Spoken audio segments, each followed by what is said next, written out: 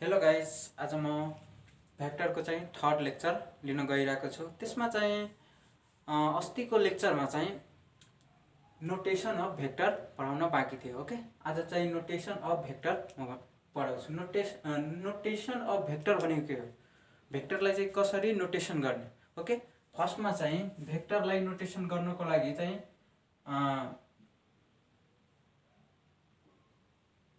By capital letter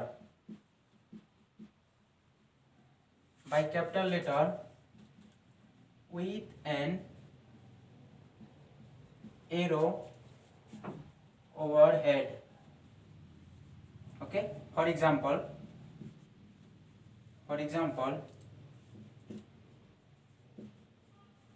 force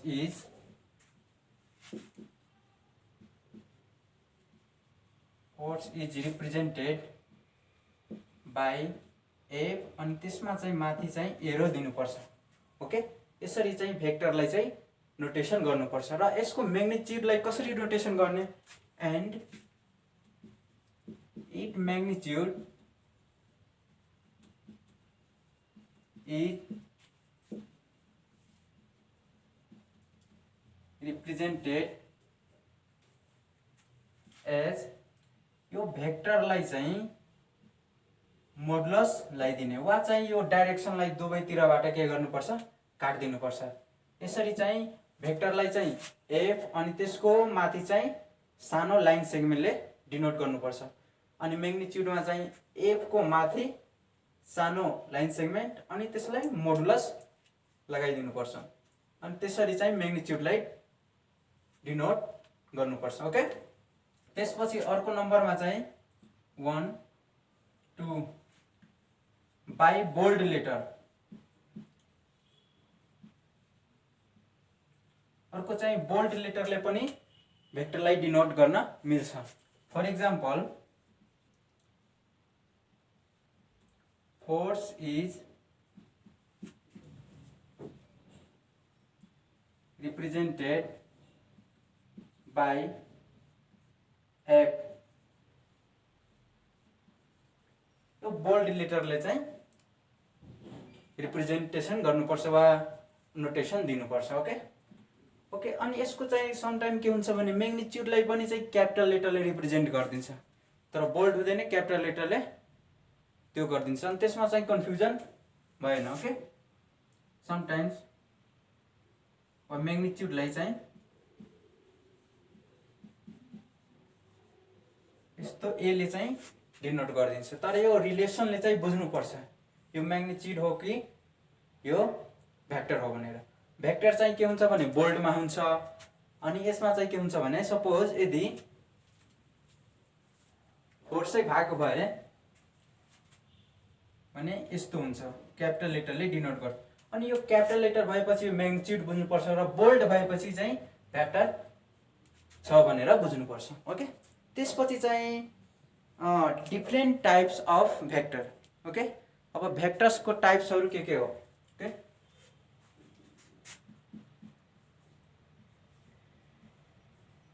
different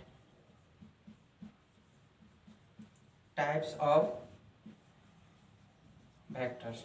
okay, त्यसमा चाहिँ सबभन्दा पहिला चाहिँ कोलिनियर भेक्टर। ओके, अब कोलिनियर भेक्टर भनेको के हो, अब जुन भेक्टर चाहिँ एउटा चाहिँ त्यो बुझ्नुपर्छ चाहिँ सेम एक्सिसको एलङमा हुनु पर्यो। जुनसुकै भेक्टर चाहिँ सेम एक्सिसको एलङ वा सेम लाइनमा हुनु पर्यो।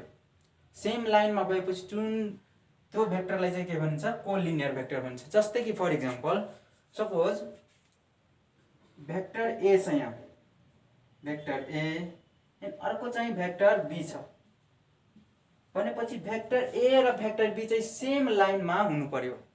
सेम लाइनमा हुनु पर्यो भनेपछि यो लाइन चाहिँ के हुनु पर्यो, सेम हुनु पर्यो हो। यस्तो भेक्टरलाई चाहिँ कोलिनियर भेक्टर पनि भन्छ। जस्तै कि यो भयो vector A is collinear to vector B. त्यसको के हुन्छ भने सेम डाइरेक्सन पनि हुन सक्छ र अपोजिट डाइरेक्सन पनि हुन सक्छ। अर्को कुरा के छ भने त्यसको म्याग्निट्युडले केही डिटरमाइन गर्दैन भनेपछि सपोज यो भेक्टर ए छ ओके अनि अर्को चाहिँ भेक्टर बी भनेपछि यसको म्याग्निट्युड ठुलो छ यसको म्याग्निट्युड के छ सानो छ हो तर यो सेम लाइनमा छ भने त्यो कोलिनियर भेक्टर हो ओके भनेपछि यसमा के हुनु पर्यो यो म्याग्निट्युडले केही डिटरमाइन गर्दैन भनेपछि त्यसको डाइरेक्सन मेन चाहिन्छ ओके अर्को कुरा चाहिँ त्यसको डाइरेक्सन के हुन् सेम डाइरेक्सन पनि हुन सक्छ र अपोजिट डाइरेक्सन पनि हुन सक्छ जस्तै कि सपोज भेक्टर सी भनेपछि यो भेक्टर सी अपोजिट डाइरेक्सनमा छ भनेपछि यो सेम लाइनमा बिलोङ गर्छ तर त्यसको डाइरेक्सन के छ अपोजिट हो त्यस्तो भेक्टरलाई पनि के भन्छ collinear vector vector A is collinear to B वा vector A is collinear to B और सी वा vector C is collinear to B वा A vector B is collinear to A और सी त्यसरी चाहिँ कोलिनियर भेक्टर भनेर बुझ्नुपर्छ okay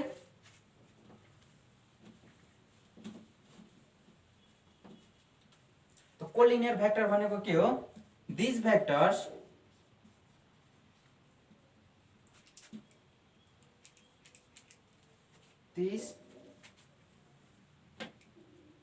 these vectors are said to be collinear which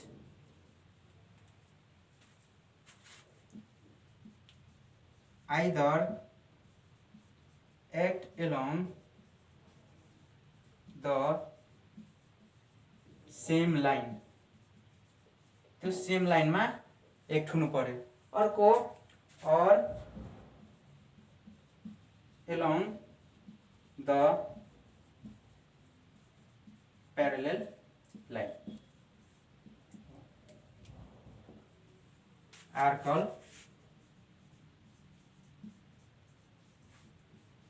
collinear vectors okay for example suppose vector A vector B are acting along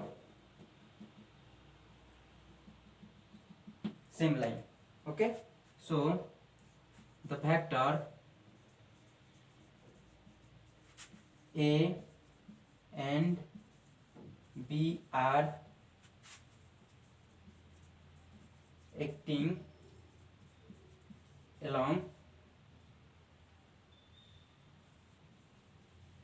same line okay this vector are called collinear vector okay अब collinear vector भनेको के हो जुन vector चाहिँ same लाइनमा चाहिँ act हुनु पर्यो त्यस्तो भेक्टरलाई चाहिँ के भन्छ कोलिनियर भेक्टर ओके त्यसपछि चाहिँ इक्वल भेक्टर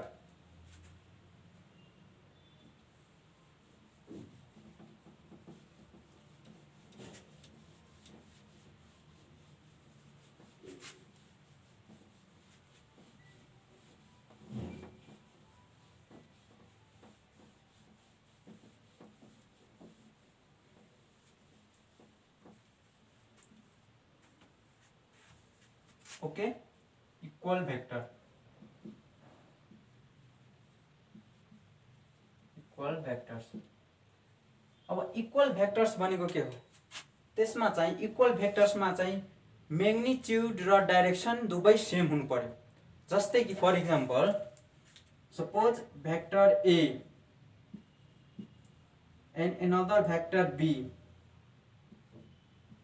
भनेको त्यसको लेन्थ म्याग्निट्युड भनेको त्यसको लेन्थ र डाइरेक्सन यो सपोज इस्टतिर छ भने यो पनि इस्टतिर नै हुनु पर्यो भनेपछि vector A is equals to vector B okay त्यस्तो भेक्टरलाई चाहिँ के भनिन्छ भने इक्वल भेक्टर भनिन्छ for example suppose vector P and suppose vector Q these are यो के डाइरेक्सन त सेम छ भनेपछि यो नर्थ इस्टमा छ सपोज यो पनि नर्थ इस्टमा छ, तर त्यसको म्याग्निट्युडमा के छ, डिफरेन्स छ।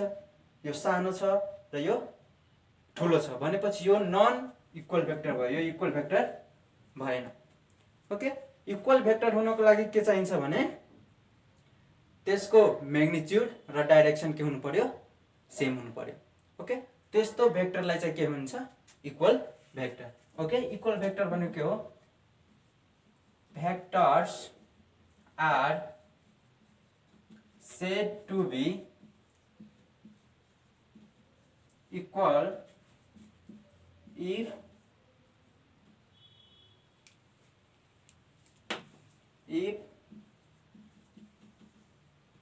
both vectors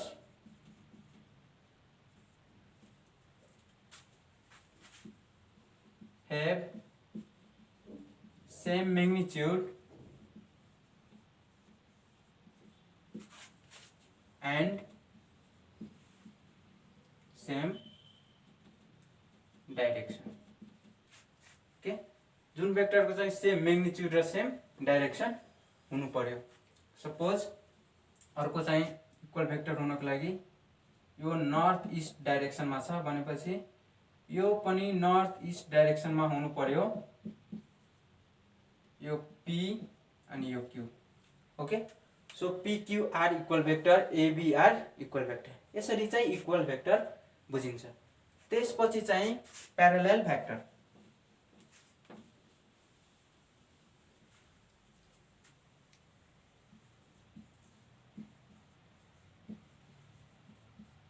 प्यारालेल vectors.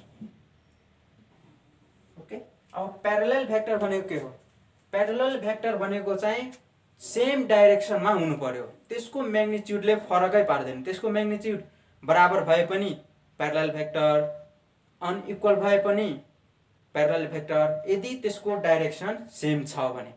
ओके, भनेपछि फर इक्जाम्पल यो भेक्टर ए र यो भेक्टर बी भनेको के भयो, यो प्यारालेल भेक्टर हो भनेपछि त्यसको डाइरेक्सन के छ, सेम छ। सपोज भेक्टर यो इस्टतिर छ, नर्थ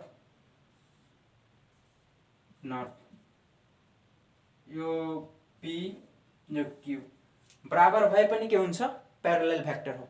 ओके, तो प्यारालेल भेक्टर हुनको लागि के चाहिन्छ भने त्यसको डाइरेक्सन के हुनु पर्यो, सेम हुनु पर्यो। भनेपछि इक्वल भेक्टरलाई चाहिँ प्यारालेल भेक्टर भन्न मिल्छ, इक्वल भेक्टरलाई चाहिँ के प्यारालेल भेक्टर मिल्छ भन्न मिल्छ, तर प्यारालेल भेक्टरलाई चाहिँ इक्वल भेक्टर भन्न कहिले पनि मिल्दैन। ओके, भनेपछि प्यारालेल भेक्टर भनेको के हो, vectors are said to be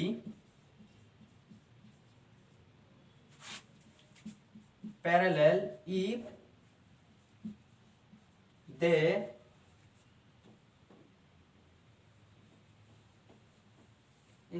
have same direction।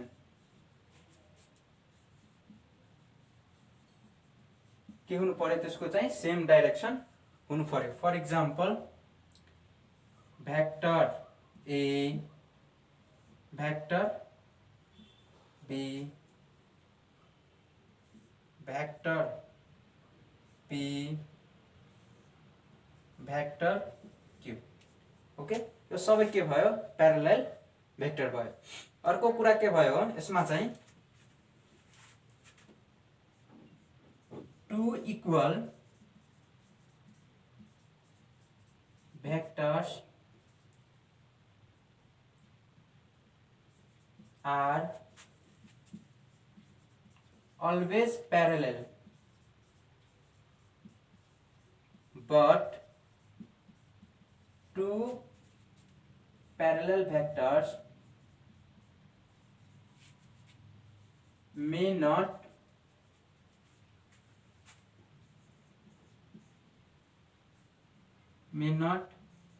have equal vectors। Okay, भनेपछि इक्वल भेक्टर जहिले पनि प्यारालेल भेक्टर हुन सक्छ र प्यारालेल भेक्टर चाहिँ इक्वल भेक्टर हुन सक्दैन।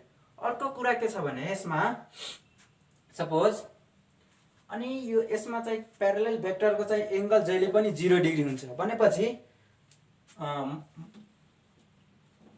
0 डिग्री कसरी हुन्छ सपोज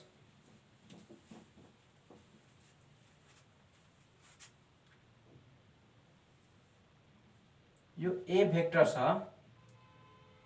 अनि यो बी भेक्टर छ ओके भनेपछि यो दुवै बीचमा के हुन्छ 0 degree okay the angle between them is always 0 degree भनेपछि यो प्यारलल शिफ्ट भनेको के हो मानौ कि दुईटा भेक्टर इक्वल भेक्टर छ भने एउटा भेक्टर मानौ पी यहाँ छ यो भेक्टरलाई चाहिँ शिफ्ट गरेर यहाँ लेख्न मिल्छ तर यसमा के हुनु पर्यो डाइरेक्सन र मैग्निट्युड के हुनु पर्यो बराबर हुनु पर्यो ओके सपोज यो भेक्टरलाई चाहिँ सपोज प्यारलल भेक्टरलाई यसलाई शिफ्ट गरेर अब एंगल फाइन्ड आउट गर्नको लागि के गर्नुपर्छ यो टेल र टेल मिलाउनु पर्छ कि हेड र हेड मिलाउनु पर्यो भनेपछि सपोज यो एंगल ए भेक्टर ए र भेक्टर बी भनेपछि यो केही एंगलमा हुन्छ हो तर केही एंगलमा हुँदाखेरि तर भेक्टर ए र भेक्टर बी चाहिँ प्यारलल होइन यस्तो कन्डिसनमा हो भनेपछि यदि प्यारलल भाग भए यदि चाहिँ यसमा हाले ल प्यारलल जुन कन्डिसन हुन्छ भने सपोज कि सेम लाइनमा हुनु पर्यो ओके यदि यो बी भेक्टरलाई चाहिँ यसमा एक्ट गर्यो भने के हुन्छ यो भेक्टर ए मै पर्छ भनेपछि त्यो एंगल भेक्टर ए र भेक्टर बी को एंगल चाहिँ के हुनु पर्यो 0 हुन्छ जहिले पनि 0 हुन्छ त्यति बुझ्ने कि प्यारलल भेक्टरमा चाहिँ दुईटा भेक्टर बीचको एंगल चाहिँ 0 डिग्री हुन्छ भनेर ओके त्यसपछि चाहिँ anti parallel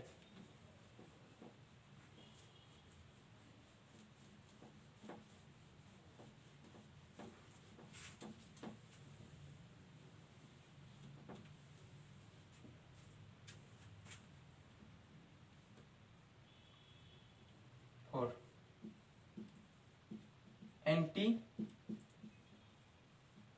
parallel vectors okay अब एंटी पैरेलल भेक्टर भनेको के हो जुन भेक्टर त्यसको चाहिँ के हुनु पर्यो डाइरेक्सन चाहिँ अपोजिट हुन्छ तर मैग्निट्युडमा केही फरक पर्दैन मैग्निट्युड बराबर पनि हुन सक्छ र मैग्निट्युड कुनैको बढी पनि हुन सक्छ र कुनैको कम पनि हुन सक्छ त्यस्तो भेक्टरलाई चाहिँ एंटी पैरेलल भेक्टर भनिन्छ सपोज भेक्टर x ओके र भेक्टर y यसमा के डिफरेन्स छ भने यो भेक्टरको डाइरेक्सन के छ अपोजिट छ हो अपोजिट भएपछि त्यो भेक्टर के भयो एन्टी प्यारलल भेक्टर ओके त्यसको डाइरेक्सन के हुनु पर्यो अपोजिट तिर हुनु पर्यो यसको म्याग्निट्युडले फरक पार्दैन सपोज यो 10 न्यूटन फोर्स छ भने यसमा चाहिँ 5 न्यूटन पनि हुन सक्छ सानो भएर ओके त्यसले चाहिँ फरक पार्दैन त्यसको डाइरेक्सन अपोजिट भएपछि यो एन्टी प्यारलल भेक्टर हो भनेर बुझ्नु पर्छ ओके एन्टी प्यारलल भेक्टर भनेको के हो vectors are said to be anti-parallel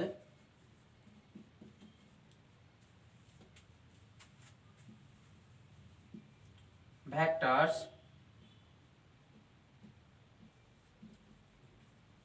which act in opposite direction हो त्यो चाहिँ के अपोजिट डाइरेक्सनमा एक्ट हुनु पर्यो for example vector A vector B okay vector X vector Y okay vector P vector Q यो सबै के भयो एन्टी प्यारलल भेक्टर हो अब यो एन्टी प्यारलल भेक्टर को बीचमा चाहिँ कति डिग्री को एंगल हुन्छ भनेपछि यो प्यारलल शिफ्टिङ गर्दाखेरि यो भेक्टरलाई टेल टु टेल जोइन गर्यो भने सपोज यो vector B tail to tail join गर्दाखेरि अनि भेक्टर ए भनेपछि यो दुवै बीचको एंगल कति हुनु पर्यो 180 डिग्री हो the angle between anti parallel is 180 degree the angle between them is 180 degree तर प्यारालेलमा कति हुनु पर्यो 0 डिग्री ओके त्यसरी चाहिँ बुझिन्छ त्यसपछि चाहिँ नेगेटिभ भेक्टर भनेको के हो त्यसको चाहिँ मैग्निट्युड बराबर हुनु पर्यो तर त्यसको डाइरेक्सन चाहिँ के हुन्छ भने अपोजिट हुनु पर्यो ओके त्यस्तो भेक्टरलाई के भनिन्छ भने negative vector okay 5 negative vectors भनेको के हो त्यस्तो भेक्टर त्यसको मैग्निट्युड के हुनु पर्यो बराबर हुनु पर्यो तर त्यसको डाइरेक्सन चाहिँ के भयो अपोजिट हुनुपर्छ वा अपोजिट हुनु पर्यो okay for example suppose vector x and vector y भनेपछि त्यसको लेन्थ के छ बराबर छ तर डाइरेक्सन के छ फरक छ हो त्यस्तो भेक्टरलाई चाहिँ के भन्छ भने नेगेटिभ भेक्टर यदि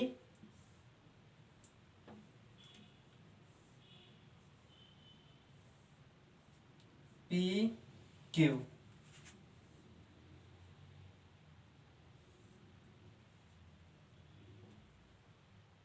a b यो सब सरी यसमा चाहिँ एन्टी डाइरेक्सन अपोजिट डाइरेक्सन हुनु पर्यो हो त्यस्तो भेक्टरलाई चाहिँ के भनिन्छ negative vector okay suppose vectors x equals to -y okay यो नेगेटिभ भेक्टर वा or vector y equals to -x vector हो त्यस्तो भेक्टरलाई चाहिँ के भन्छ भने नेगेटिभ भेक्टर भनेको के हो the vectors which have same magnitude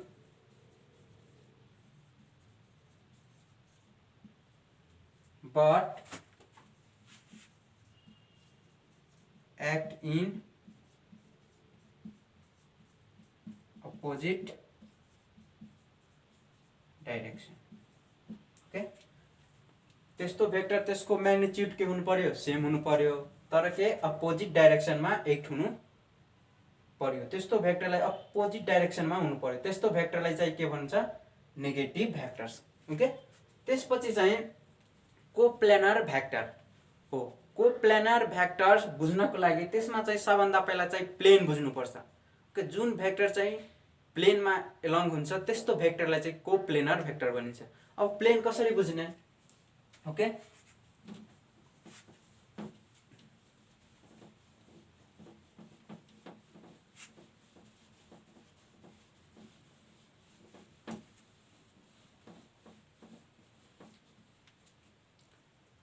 suppose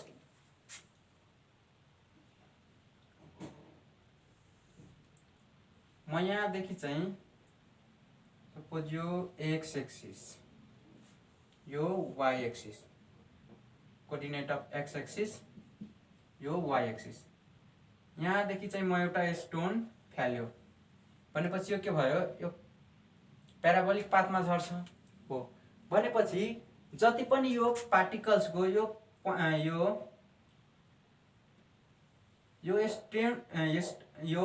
स्टोनको पार्टिकल्सलाई suppose यहाँ चाहिँ एउटा पार्टिकल यहाँ आयो यहाँ हो सबै पार्टिकल कुनै प्लेनबाट एटेच भएपछि त्यसलाई के भनिन्छ प्लेन भनिन्छ जस्तै कि फर इक्जाम्पल म एउटा स्टोनलाई चाहिँ स्ट्रिङले धागा बाँधेर चाहिँ रोटेसन गर्दाखेरि के हुन्छ भने यसरी चाहिँ रोटेसन हुन्छ ओके रोटेसन हुँदाखेरि के हुन्छ सपोज म माथि रोटेसन गर्दाखेरि इमेजिन गर्ने कि त्यसको माथि माथि चाहिँ एउटा चाहिँ प्लेन छ भनेर भनेपछि यो रोटेसन गर्दाखेरि त्यसको पार्टिकल सबै एउटा प्लेनमा अट्याच छ हो भनेपछि त्यस्तो टच छ बुझ्ने हो। त्यस्तो इमेजिनरी वा इमेज गर्दाखेरि के हुन्छ भने एउटा प्लेन बन्छ हो, त्यसलाई चाहिँ प्लेन भनिन्छ। त्यो इमेजिनरी चाहिँ इमेजलाई चाहिँ के प्लेन भनिन्छ हो। जस्तै कि यो एउटा आफैमा यो के भयो प्लेन भयो, यो X axis Y axis plane भयो, एक्स वाइ प्लेन भयो भनेपछि यो एक्स वाइ प्लेनमा त्यो भइरहेछ। ओके, त्यस्तो चाहिँ प्लेन बुझ्नुपर्छ के। अब कोप्लेनर भेक्टर भनेको जुन भेक्टर्स प्लेनमा लाई गर्छ त्यस्तो भेक्टरलाई चाहिँ कोप्लेनर भेक्टर